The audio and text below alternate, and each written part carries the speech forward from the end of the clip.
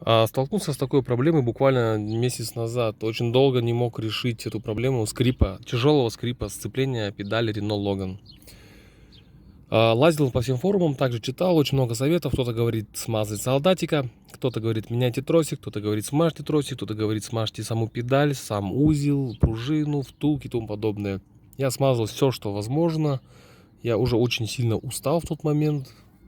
Заменил уже пластиковые втулки на бронзовые, поменял тросик, очистил прям идеально солдатика, все смазал, ничего не помогало.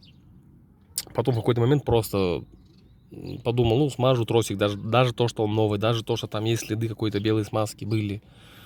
Взял графитовую смазку, смешал ее немножко с отработкой и с помощью шприца несложными движениями напихал туда как можно побольше. Все, скрипа нет, радуюсь уже недели 2. Так что, ребят, действуйте.